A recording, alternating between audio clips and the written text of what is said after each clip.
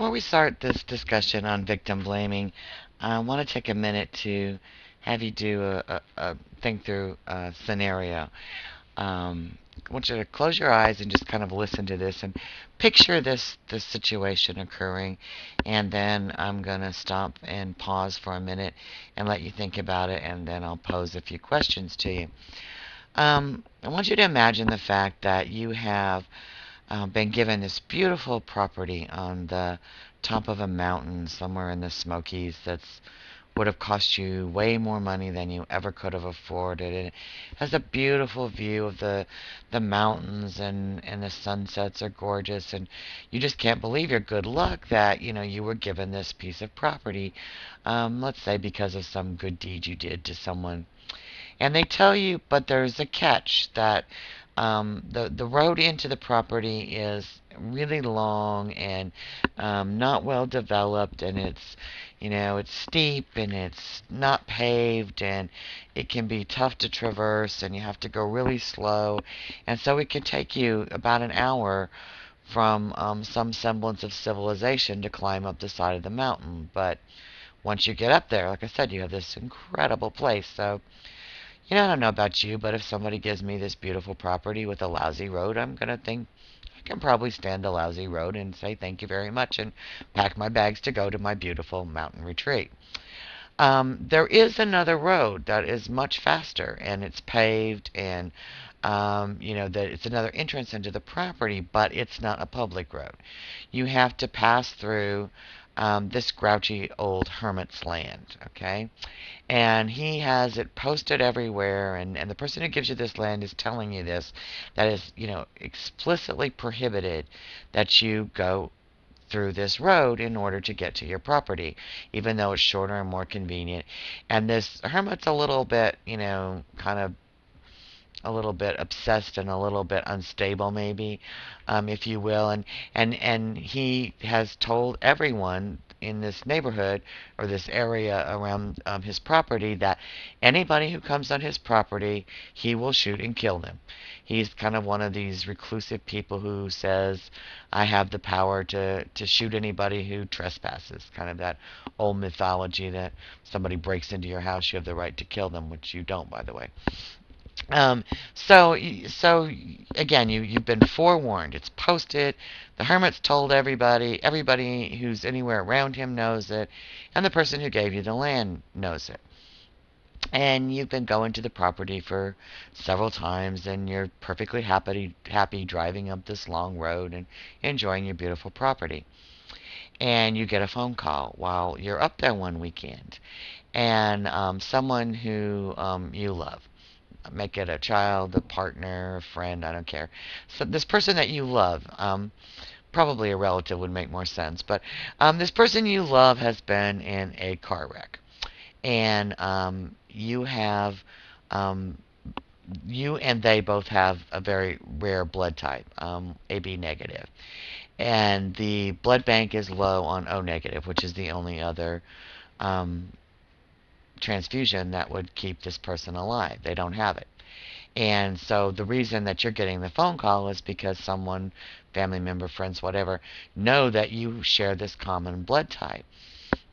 And they say, this person has been in this horrible wreck, and they've been bleeding profusely, and the doctor really thinks if you don't get to the hospital, as fast as possible, perhaps within, 30 to 45 minutes, this person you love may die. And so you have a decision to make. Are you going to take the long road down and abide by the rules and protect your own safety? Or are you going to take the faster route down, hope that the hermit's nowhere to be seen, and try to save the life of the loved one that you care about? Well, I think the question is a no-brainer. I mean, I think almost all of us are going to say, I have to take my chances, right? I mean, I have to try to save the life of this person I care about. So you're in a car, you're headed down the faster road, and sure as all get out, Hermit pulls out his shotgun and shoots you. So my question to you that I want you to think about is, who's to blame in this scenario?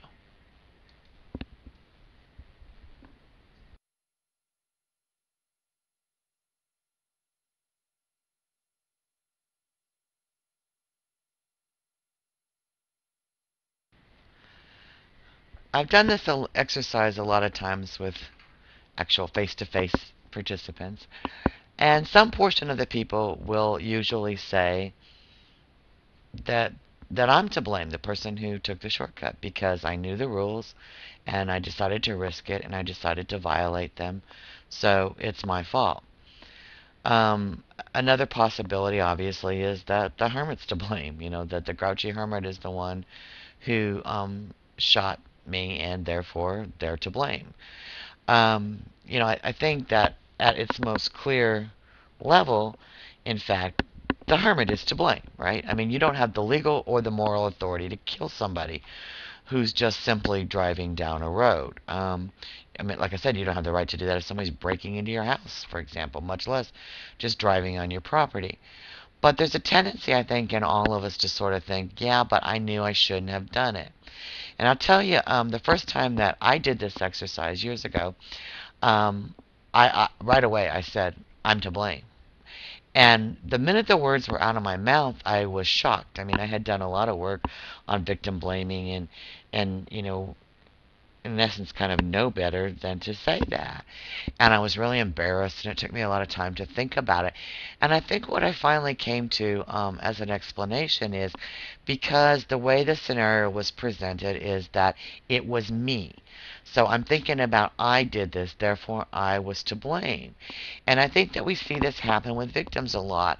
I think if it had been presented to me as my friend Susie was in this scenario or whatever, I would have been much quicker to say it was the hermit's fault. The hermit was to be blamed. But I think we also see this in victims that self-blaming is so prevalent because the culture blames victims, therefore individuals blame themselves. And I think that we are much more willing to heap more blame, or at least as much blame as the culture will, and maybe even more on ourselves because we're so trained to think that we could have prevented it or we could have stopped it.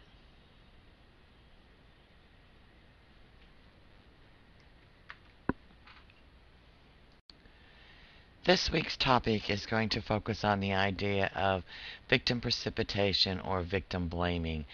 I think that it's probably the most important concept in the study of victimology. And part of the reason I think that is because we live in such a victim blaming culture. We blame people for just about everything that happens because it's so much easier to look at the individuals and say, well, you need to do something about this, rather than to take a societal approach and say, what about our society is responsible for these kinds of issues? For example, we blamed victims for not getting out of the way of a hurricane. That's probably my favorite example of victim blaming. We said, well, those people in New Orleans deserved what they got because they didn't leave, neglecting some structural issues associated with the fact that the hurricane hit on the 29th of the month when people without money are waiting on various kinds of assistance checks, and the fact that the city hadn't planned ways to help them get out of there, that many of them didn't have cars, etc. So there were lots of reasons that people stayed, and yet we were still able to say, well, if they didn't leave, they should have expected that things were going to get really bad. So if we blame people for getting in the way of a hurricane, we're capable of blaming people in our culture for just about anything that happens to them. Your textbook reviews what they call victimization theories. I think there's probably some room for debate over whether or not they are actually theories in the traditional sense of the word, but they attempt to explain some aspects of victimization. For example, lifestyle theory focuses on people's lifestyle and says that if you have certain risky behaviors in your lifestyle, you may be more apt to be victimized. For example, college students may be more at risk than elderly people because they date more, they may go to bars more, they live in high density population areas such as dormitories, etc.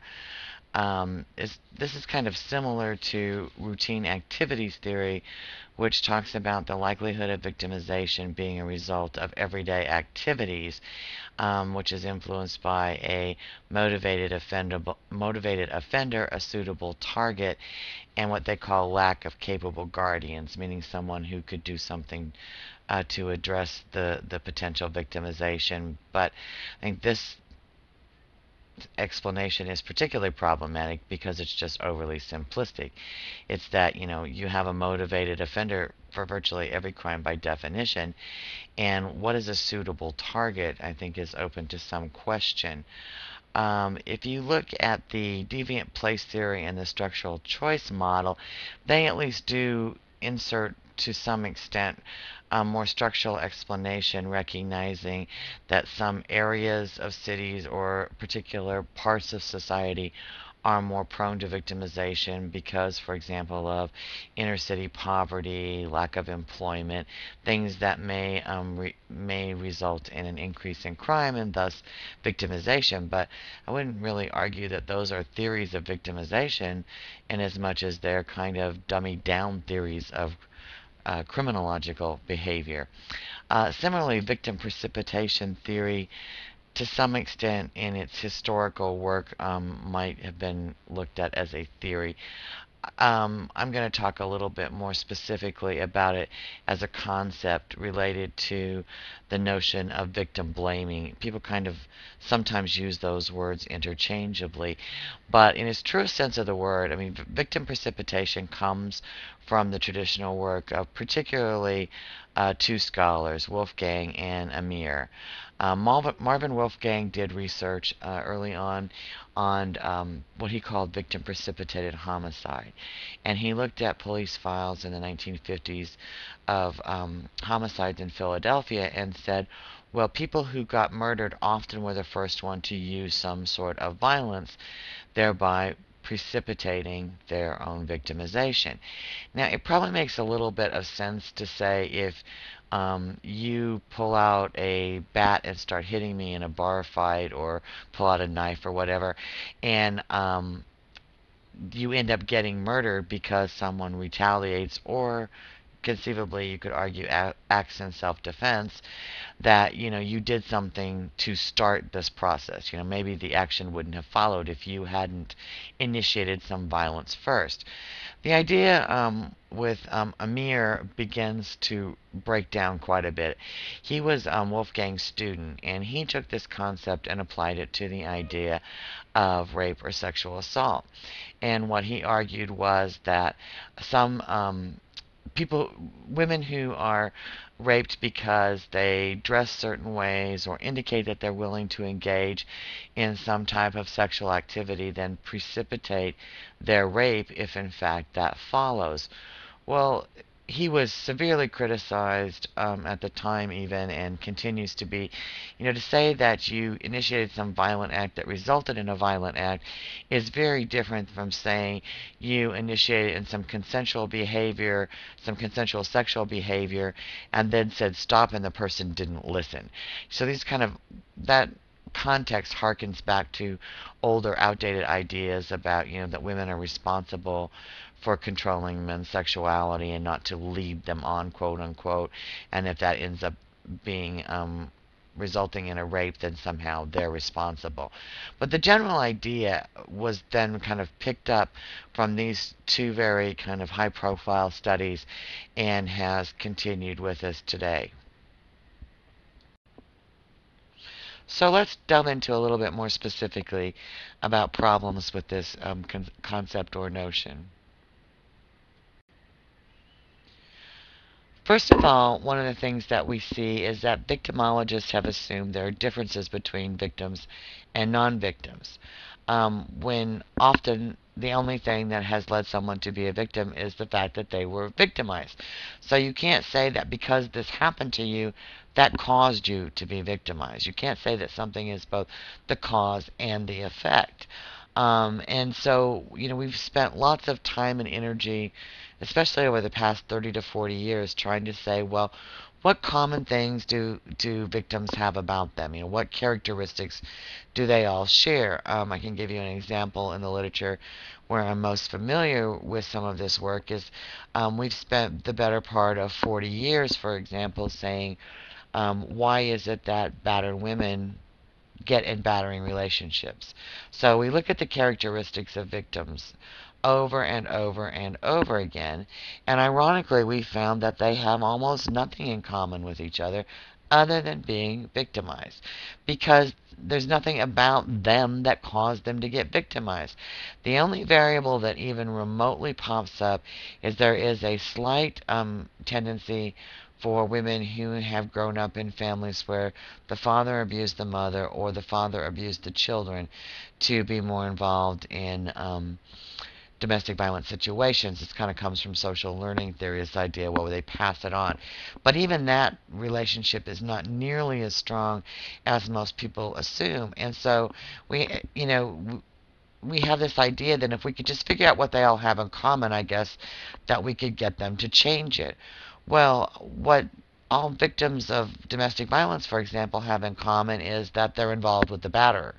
And if we really wanted to understand and stop battering, what we should be doing is looking at batterers and saying, what do they have in common that causes them to act this way? I mean, ironically, for example, we see that with batterers, that, they're likely to stalk women and keep them from leaving. And we ask, why does she stay? Well, really, we should be asking, why won't he let her leave? Because they tend to stalk them and follow them and so on. And so that, getting this woman to leave or get out of the situation doesn't do anything to stop him from being a batterer. It just, generally speaking, results in him finding a new woman to victimize.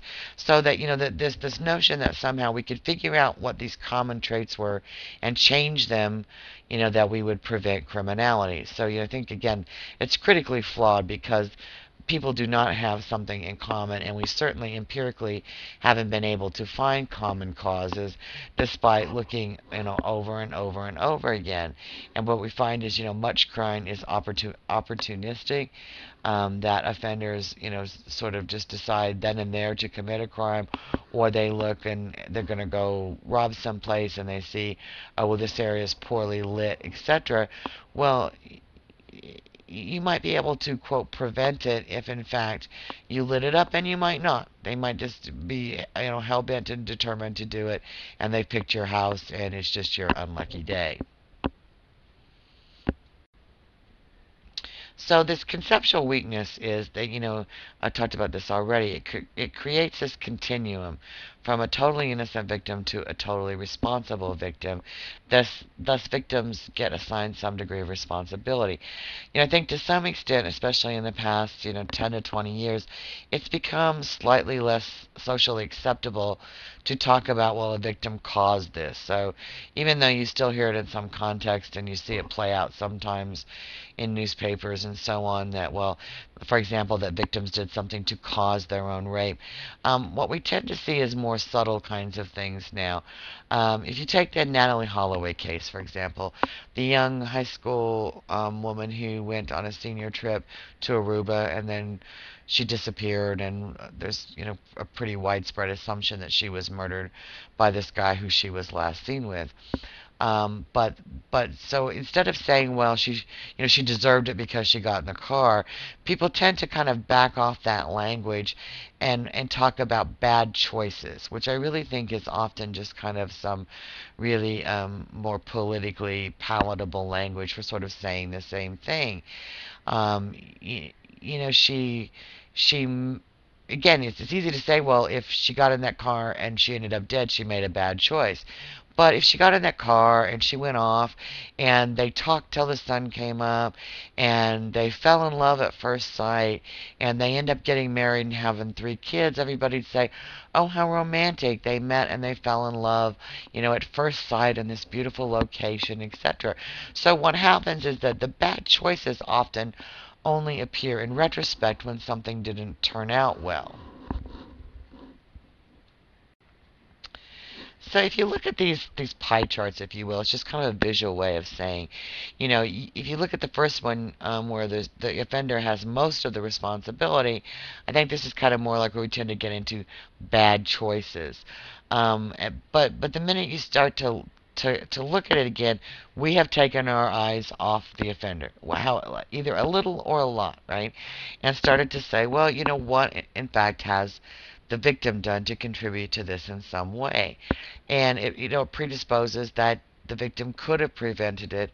And instead of again saying, well, why do offenders commit these crimes, and what can we do to keep them from doing these things, we start to say, well, victims should lock their doors and not go out at night, and etc. We can come up with these humongous long lists about what victims should do differently to protect themselves. Although often, or at least sometimes, it may not do any good whatsoever.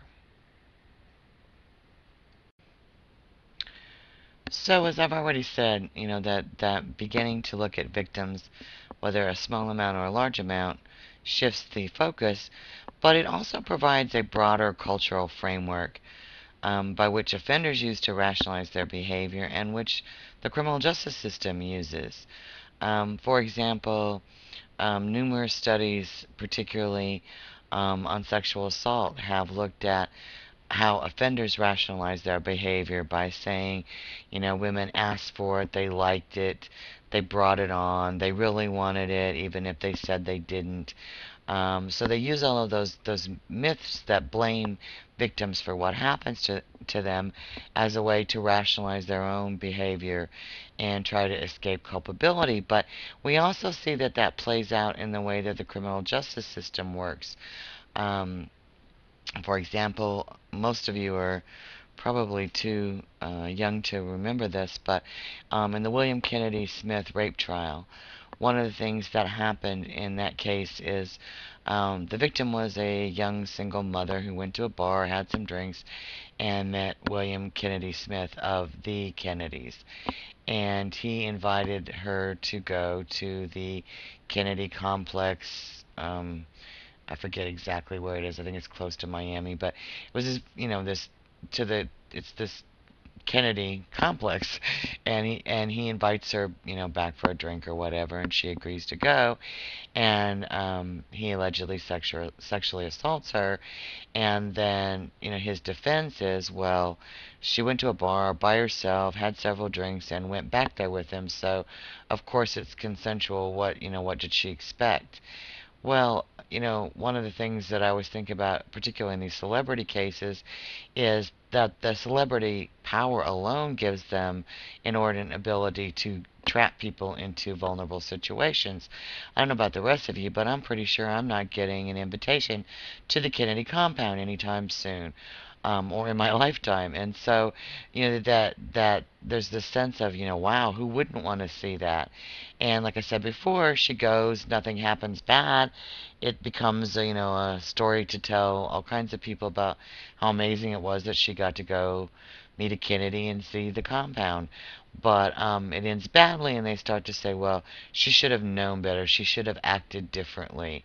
And so it provides this framework in which behavior gets interpreted, not just at an individual level, but offenders use it, and the system itself uses it. Judges may be inclined sometimes to let in evidence to that effect, or juries don't want to convict because they think, well, people aren't perfect enough victims. Prosecutors won't take cases because of that. I can give you another example of a sexual assault case involving an alleged gang rape, where the offenders, when they were confronted with the charges, said, well, no, there was no way that this could have been a gang rape, that this victim was so drunk, she didn't know her name, she couldn't tell you where she was. In other words, they said over and over again, all of them, that she was, blotto, and that she was so wasted that there was no way that she could know that this was not consensual. Well, ironically, the law actually says, if you're unable to consent, be it alcohol, drugs, age, whatever, but an inability to consent by definition makes this a sexual assault. So they had given all of this evidence, which should have sealed their fate in terms of a prosecution, and yet the judge dismissed it and then gave the young woman a lecture about her behavior. So, again, these stereotypes play out in all kinds of ways at a systemic level.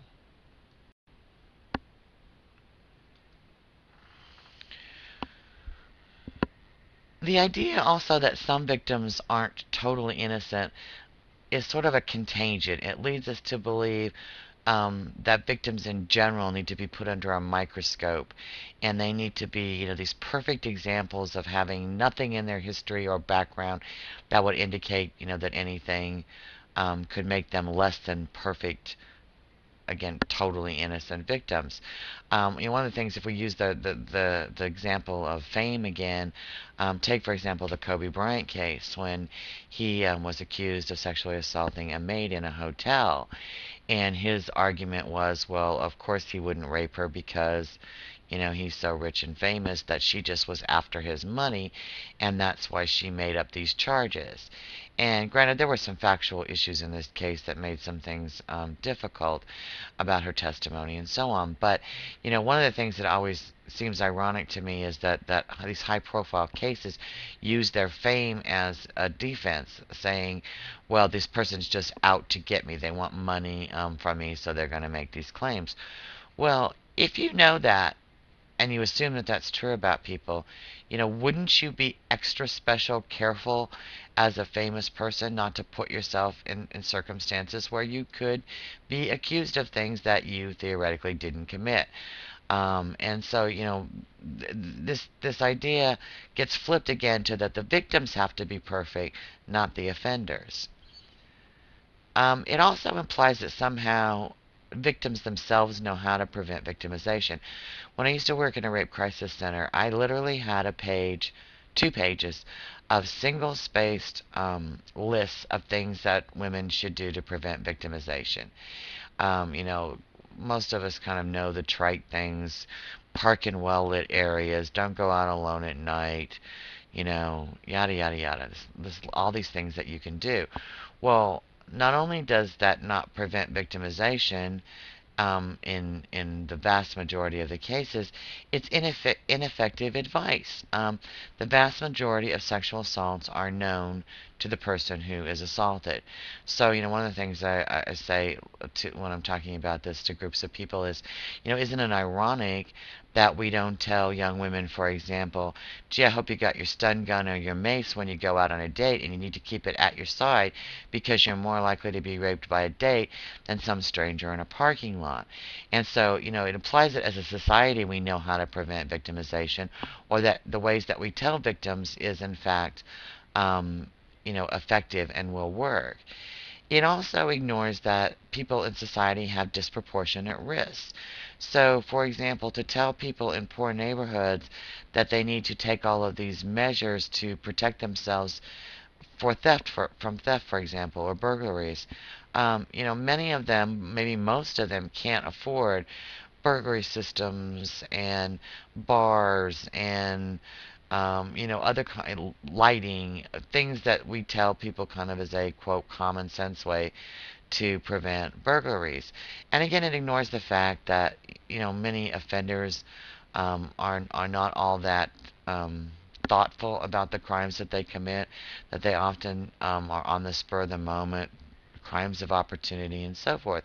So, people who have more risk, ironically, then are those who have less ability to prevent victimization. For example, I live in a kind of typical middle class suburb on the edge of on the edge of the Chattanooga city limits, and I went to a one of our neighborhood meetings, and subdivision isn't that big. I went to one of our neighborhood meetings, and they are forming and did form a neighborhood crime watch. And my question to them is, do we have some crime problem I don't know about? And they said, well, no, but we just want to make sure we don't. So the irony of people who have some level of resources, most of the houses have security systems. We have good lighting. People know their neighbors. This is the kind of neighborhood that's worried about a neighborhood watch program, as opposed to a neighborhood that, where there is an actual risk of victimization given the higher rates of offending, and that those neighborhoods are much less able to protect themselves, assuming that it works. I already talked about this before too. This idea that totally responsible victims, that idea is flawed in and of itself. They are criminals, not victims. So this idea of victim prevention also places undue responsibility on victims. Like I said, if we could prevent crime with any sense of effectiveness, we wouldn't be running around trying to tell people how to prevent victimization, right? We would be working on the crime problem. And so, I mean, you can probably engineer some ways in society to make you less vulnerable. But do you want to live in that society even if it's possible? So do you want to live in a society where we all, live behind lit up, places that look like, a prison or something with all of this lighting and bars and razor wire and you can probably make your house into a fortress, but I don't know about the rest of you. That's not really the ideal way that I want to live. Although it might be different if I was living in a neighborhood besieged by crime. But so we don't really know how to prevent it. And do you want to live in society in ways that we don't interact, we don't go out, we don't ever leave our homes? Those kinds of things might make us, quote, safer, but in fact may be ineffective. Although, ironically, women are more likely to be victimized in the home than outside. When I worked at the Rape Crisis Center and Domestic Violence Hotline, we had a worker there who had a great sense of humor. And a student called one time and was working on a paper and wanted to know where in this county were they most likely to be victimized. And was probably not the most astute answer, but the person on the phone says, "Well, are you at home?" And the person says yes, and she says, "Well, get out. You're in a really dangerous place." So, we often don't want to live in a society that would protect us from our real risks. Or you could tell college women they shouldn't date, that their risk of date rape, is way, way, way more elevated than their risk of being raped by a stranger. But do we want to live in a society where, men and women don't date simply because of the threat of some men engaging in sexual assault? The minority of men engaging in sexual assault? And like sometimes risky behavior is just plain not avoidable.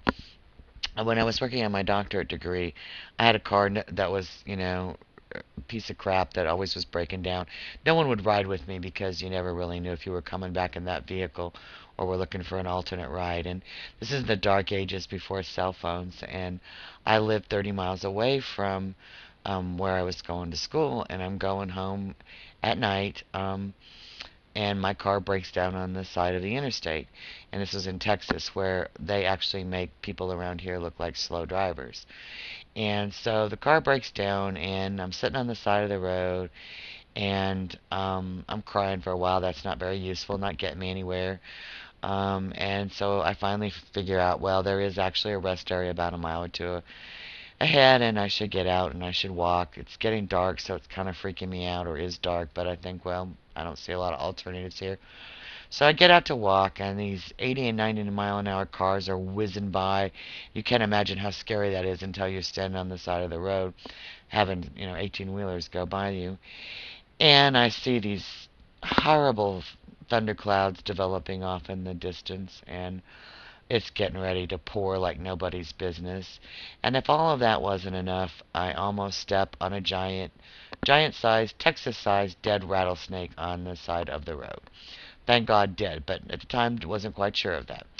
And so by this point I'm absolutely hysterical. And just a couple of minutes later, a guy pulls over and he rolls down the window and he says, "I know this looks bad, but I'll give you a ride, if you need." And I look in the car, and there's like 4 or 5 shotguns there. And he's dressed in khakis. He's been hunting. He's like, "I'm a hunter. I know this looks scary, but I'll give you a ride." So I'm thinking rattlesnakes, rain, cars whizzing by or shotguns. And so I decide that my best bet is with the stranger in the car with all the guns. So I get in. The guy's a nice guy, does me no harm, drops me off. Although I make him leave me about 4 blocks from my house, so he won't really know where I live. This is this crazy victim prevention stuff that goes on in your head. Because even when you know it, you're not always able to practice what you preach. So anyway, I go back to school the next day, and I'm telling people, some of my friends, about how awful this experience was. And one of them says to me, "My God, that was extremely dangerous. What were you thinking?" And it's like, I'm thinking that my options weren't real good. And so again, it all goes well, and it ends up being a good Samaritan saves me. And, to this day, I have fond thoughts of this man who saved me from this horrible experience. If it goes bad, people are going to say, well, what was she doing driving, late at night in a car that wasn't reliable and out on the edge of the road? And for God's sakes, she had all these guns in the car. Why did she ever get in the car? So it's again, being able to apply these things when they don't turn out well. So, as I've been saying, there are all of these problems with victim blaming, but maybe one of the ones I haven't mentioned yet is the insidious way in which it results in additional trauma to victims. So victims end up not only dealing with being victims, but then they have the added burden of blaming themselves and actually being told that it's their fault. Having people say, well, what were you doing out there? Why were you doing this? Why didn't you do this? And often, kind of a knee jerk reaction to hearing about someone being victimized is people starting to question the victim's behavior. And victims are very attuned to this behavior, or to this kind of, inquisition. And when they start to hear victim blaming, will shut down and they'll stop talking to people who they, hear having a victim blaming attitude about them. One of the things, I've been teaching violence against women in some form or fashion for over 22 years now. And one of the things I hear the most consistently from that class as feedback is that, students coming in telling me, geez, they never knew that their cousin, their aunt, their sister-in-law, whatever, had been a victim of fill in the blank. And they can't believe, that they're so much more aware of victimization within their circle of friends or family or whatever. And then they'll say, well, this class has just changed the way that I'm willing to see and hear about victimization, which is probably true. But I think, at least for the ones who say that, and I think what happens then is that as a result of talking about victims differently and approaching victims differently, then victims sense it's safe to tell them. And when victims sense that it's not safe to tell them, they don't. And so what happens is that you have victims who have been traumatized and need assistance, but often don't get it because they don't tell anyone. One of the saddest figures, I think, is that some estimates suggest that about half of all women who are sexually assaulted don't tell anyone. Not a friend, not a partner, not a husband, not a parent. Tell no one. And so, the number of people who are carrying this horrific victimization experience and have no way to process it and no way to, have people tell them it's not their fault and they didn't deserve it and that no one deserves this kind of thing and that they were just simply in the wrong place at the wrong time, and, that what made them be a victim is decisions by an offender.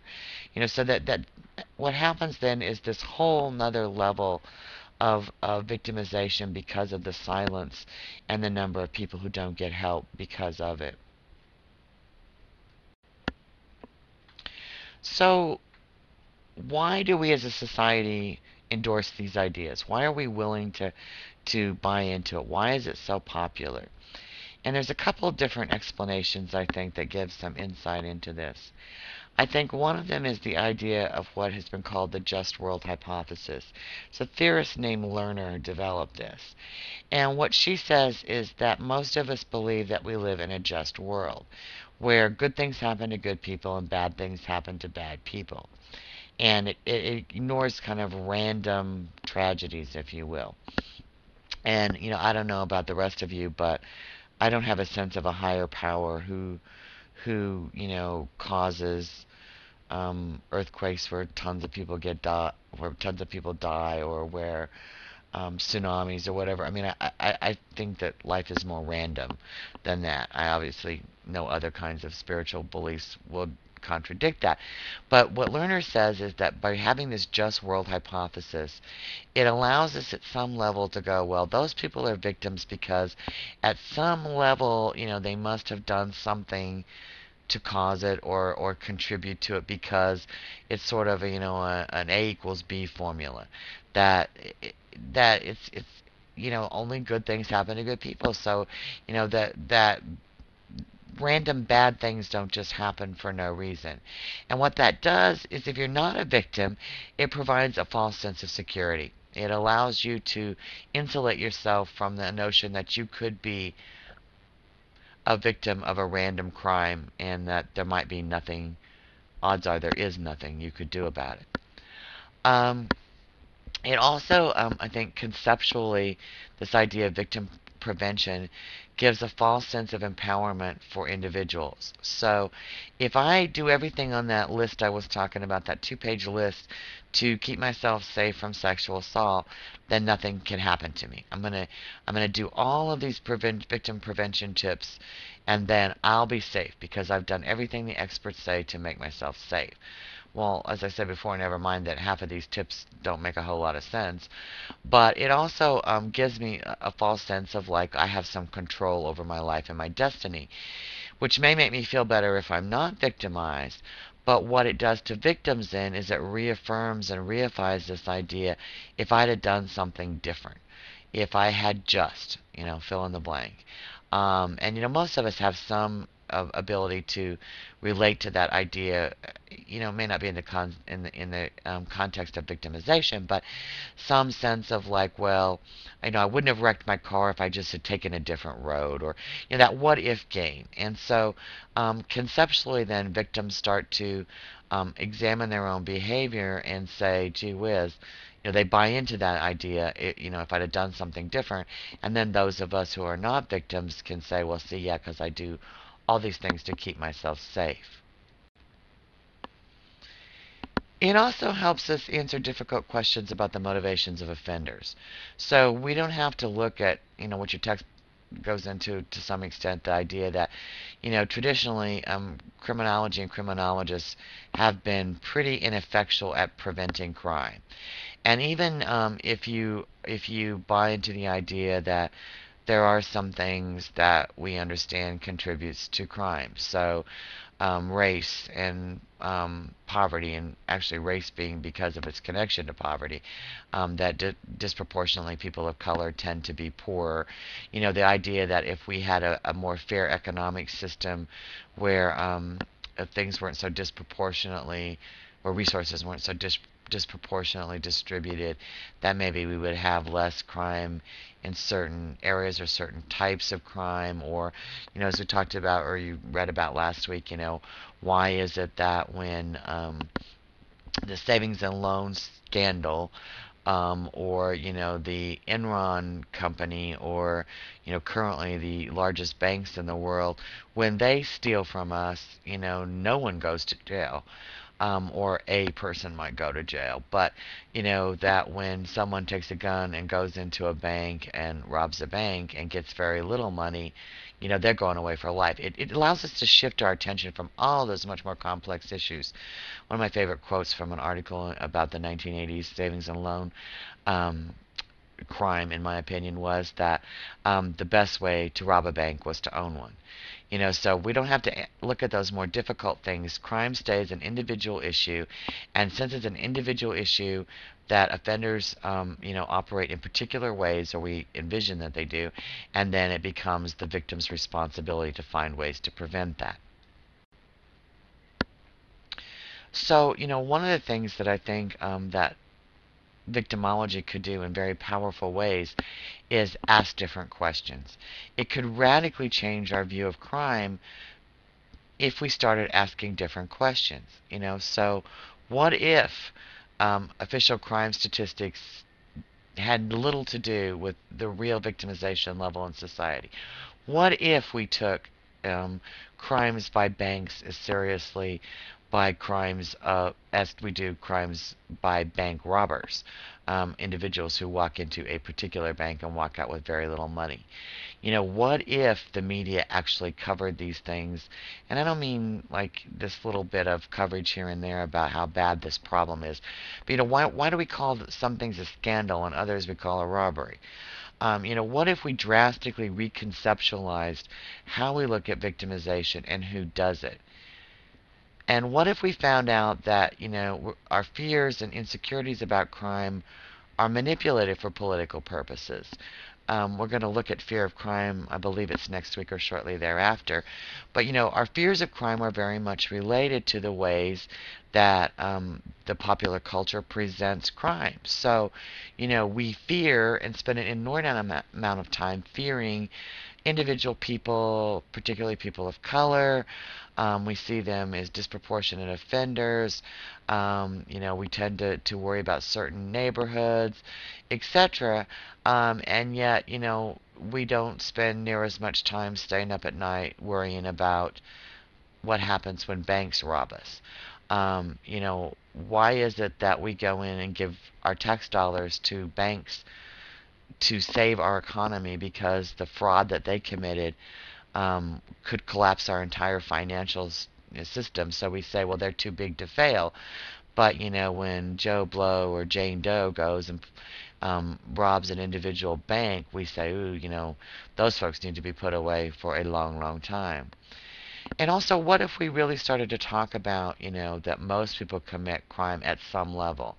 And obviously, I don't mean that all criminality is created equal, but more of us, particularly in our youth, have there before the grace of God go I kind of thing, have engaged in acts that we could have gotten in trouble. What if we had gotten in some trouble? What if we had been seen as those people who were, at risk of becoming criminals, and the system got involved and locked us up at early ages or put us under lots of supervision and started us down a path that becomes very difficult to get back out of, So what if we looked at that in more depth? Or what if we looked at the fact that a lot of people who commit crimes are victims themselves? For example, if we look at perpetrators of child sexual assault, most of them are men, but most of them were abused as children themselves.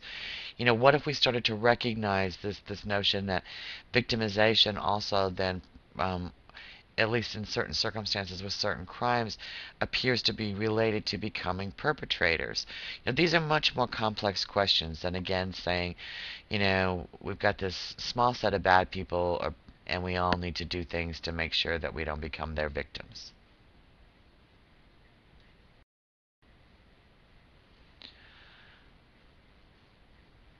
I think I've already said the first two things here in terms of looking at career criminals as corporate offenders, or um, prior offenders being prior victims. But the last point, I think, also is really germane to talking about violence against women.